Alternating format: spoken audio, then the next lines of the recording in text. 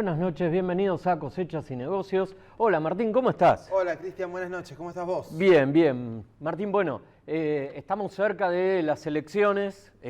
A un mes. A un mes, falta un mes. Se está hablando ahora, algo que no pasaba últimamente, se está hablando más de economía, ¿no? ¿Cómo puede influir la situación de la economía, las perspectivas de la economía sobre la decisión de los votantes con los candidatos? ¿Vos crees que es cierto eso? ¿Que puede llegar a tener algún peso o todavía eso no se ve? La sensación es que los argentinos, más allá de, digamos, de si son de clase media, clase alta o sectores más postergados, todos le prestan mucha atención a la cotización del dólar. Y me parece que crece la idea y la dimensión de que la cotización oficial del dólar no está reflejando para nada la realidad, porque la gente se da cuenta que la inflación va mucho más rápido que el tipo de cambio y bueno, todo el mundo sabe que con el dólar va a pasar algo. Nadie tiene claro, me parece, o es muy difícil saber qué va a pasar con el dólar. Pero esa incertidumbre en relación al tipo de cambio, me parece que genera cierta clase de temores en distintos sectores, no solo en los sectores que tienen a lo mejor capacidad de ahorro para adquirir dólares, sino también en sectores que a lo mejor están más desprotegidos, que están más con el día a día, pero que también saben que la cotización del dólar es una variable importante de la economía. Y esta semana fue una semana muy crítica para el dólar, sobre todo el dólar paralelo, ¿no? El dólar blue, el dólar, si se lo quiere llamar, ilegal, porque estuvo en 16 pesos toda la semana, no bajó, se dieron estas maniobras con los títulos, que bueno, claro, con esa decisión de los fondos comunes de inversión. De tener que especificar cosas que estaban en dólares, una decisión un poco controversial.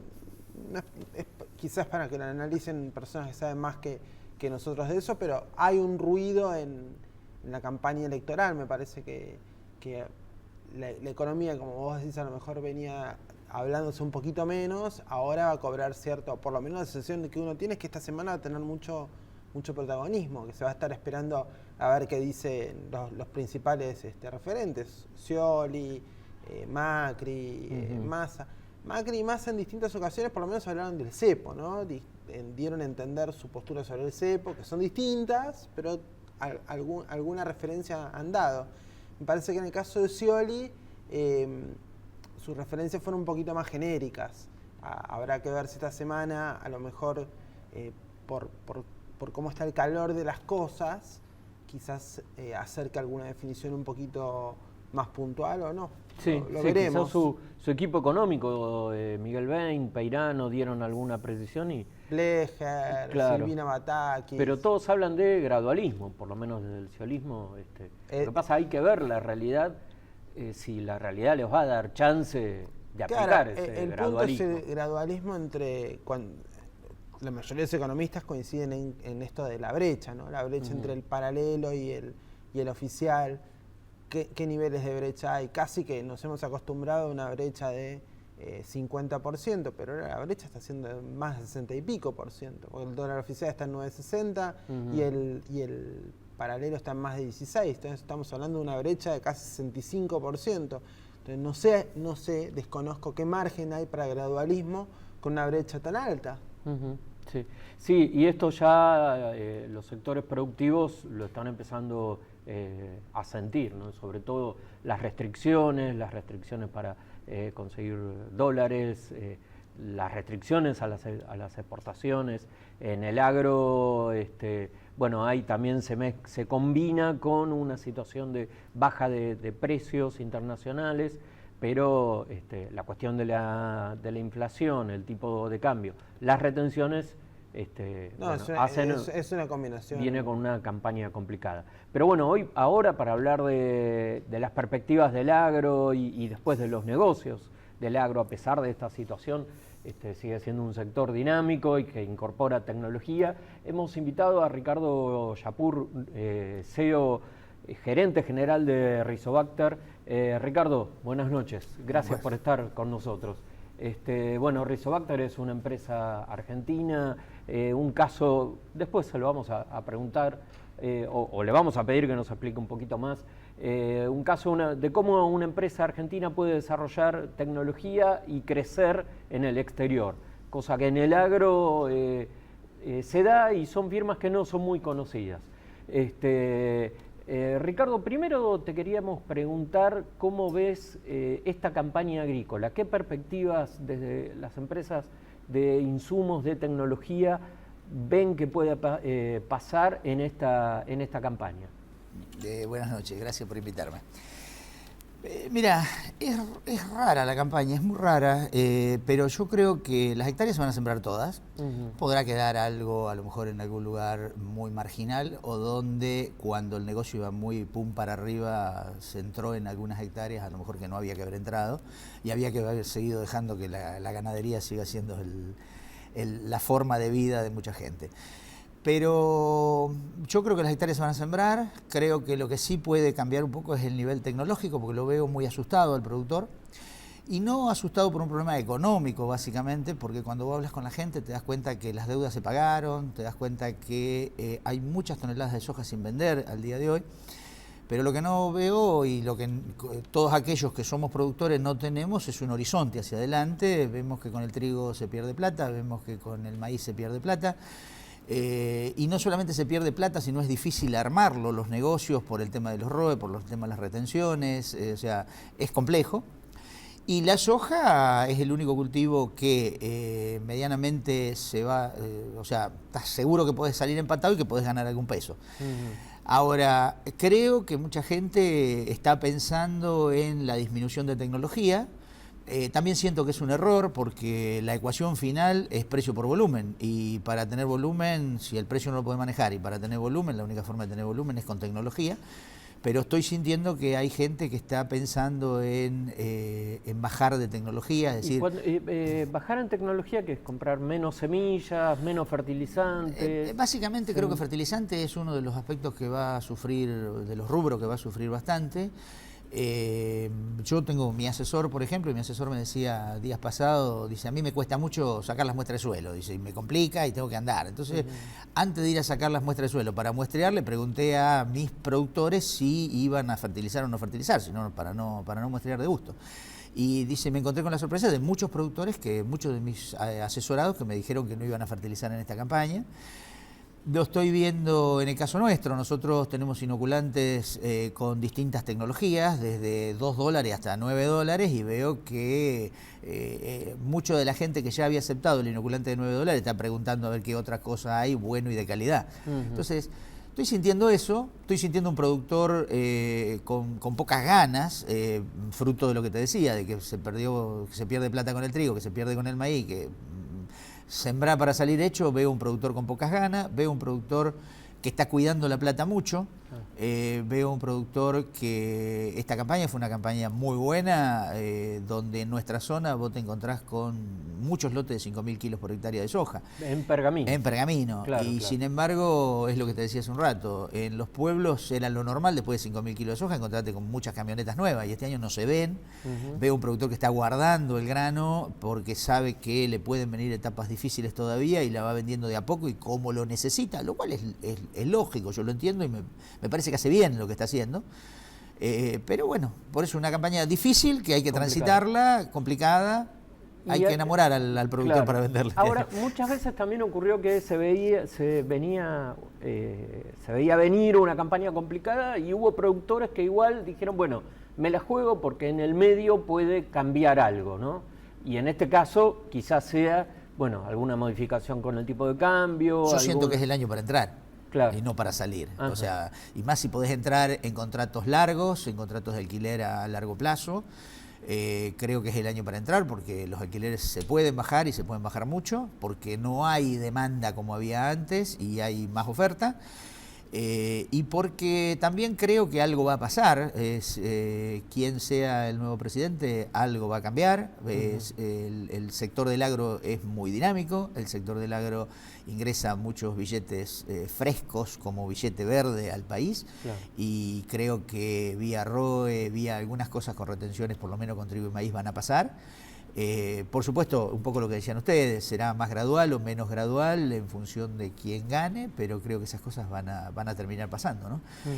Y en algún momento, si bien Estados Unidos tiene una sobreoferta otra vez de soja y de maíz, en algún momento creo que los chinos que en algún momento compraron soja a 450, 500 o más de $500 la tonelada, se van a dar cuenta que hoy está muy barata y van a volver a comprar y van a recuperar sus stocks. Y bueno, en ese momento creo que va a recuperarse un poco el precio, que no es malo. No nos olvidemos que 10 o 12 años atrás vendíamos a 130, $140 la tonelada de soja, y hoy el precio de Chicago es 320. Que nuestro productor está agarrando muy poca plata, y si lo comparás con un dólar, está tomando $150 o menos $150 por tonelada, es real.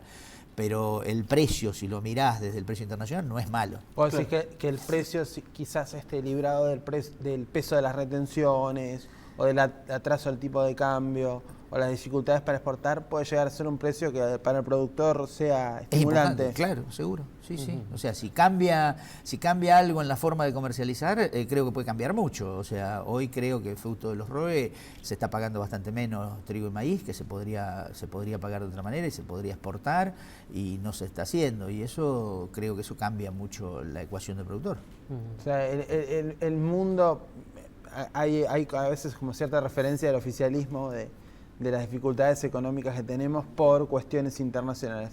¿A vos te parece que esas cuestiones internacionales no llegarían a destrozar el sector productivo, sino que son las cuestiones más locales? Y siento que no, porque yo creo que el mundo tiene necesidad de comida, por más que hoy en un momento determinado, por 2 muy buenas cosechas de Estados Unidos, a lo mejor esté sobrando algo. Porque Estados Unidos todo lo que produce lo consume, porque Europa es un gran jardín y la Europa del Este no alcanza todavía a proveerle a Europa, que ha dejado de ser el gran productor que era hace 20 años atrás. Yo me acuerdo cuando empecé, todo el mundo hablábamos de las cantidades de los stocks y cómo los europeos alimentaban vaca con manteca, porque de tanta cantidad que tenía y lo que les sobraba, fruto de los subsidios que le pagaban al productor. Y bueno, y China sigue consumiendo, ¿viste? China, hablaremos de que bajó el PBI, o está bajando no el PBI, sino está bajando el índice de crecimiento, pero los chinos siguen comiendo y cada vez se integra más gente que come, y ellos saben muy bien y la tienen muy clara que solamente el 2% del total de las importaciones de China son alimentos, y entonces no van a dejar caer un país que ha tenido grandes revoluciones fruto de la falta de comida de la gente por un 2%, por el total, que es un 2%. Entonces yo pienso que nuestro futuro es importante, más porque somos un área, yo siempre digo, un área que es San Pablo, Santa Cruz de la Sierra, Bahía Blanca. Es un triángulo que tiene superficie, que tiene agua y que tiene gente lo suficientemente educada como para entender las nuevas tecnologías. Yo creo que el futuro de la agricultura pasa mucho por este lugar. Entonces, si bien hay que pasar el momento, y el momento es complicado, pero yo soy un convencido que el futuro es muy importante para este país, ¿no? Ricardo, vamos a una pausa y ya continuamos. Ya volvemos. Bien.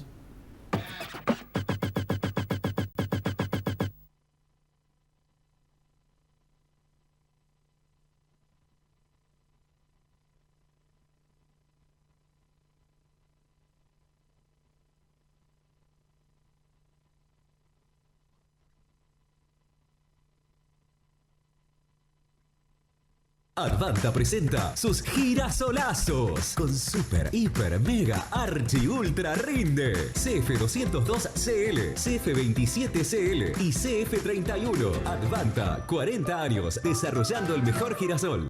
¿Probaste el poder inoculante de BASF? Imagínate hasta dónde va a llegar tu soja. Volt HP Basacronis. El poder inoculante de BASF. BASF. We create chemistry. Acero es desarrollo. Acero es Ternium.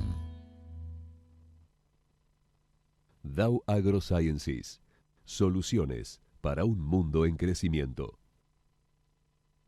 Mi corazón con el Kini late más. Dale, prendete. Vos también hacete fanático al ritmo del Kini 6 y vení a festejar todas las semanas. En la vida sembras muchas semillas. La semilla de una pasión. La semilla de la amistad. La semilla de un talento.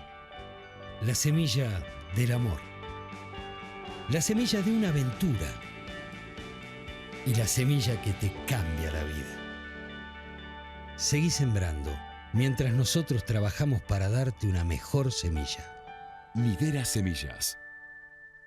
Green September en Bayer. Inmejorables condiciones en insecticidas y fungicidas. Anticipa tu compra y accede a condiciones comerciales únicas. Contacta a tu distribuidor Dorado. Si es Bayer, es bueno. Che, todo muy lindo, pero ¿cómo le decimos a tu hijo que nos casamos? Por la camarita. Dale, llamalo. Si necesitas una compu, descubrí una notebook Asus con RAM de 4 GB a 14.999 pesos. Garbarino, pensamos en vos. Al cumplir 18 años, miles de jóvenes sin familia pueden quedarse en la calle. Sumate a Doncel y ayudarlos a tener un futuro, porque crecer no tiene que ser una amenaza. Ser la mejor empresa láctea es una gran responsabilidad. Una responsabilidad que alimentamos día a día para ofrecer siempre los productos lácteos de máxima calidad. Syngenta. Incorporamos a la vida el potencial de las plantas.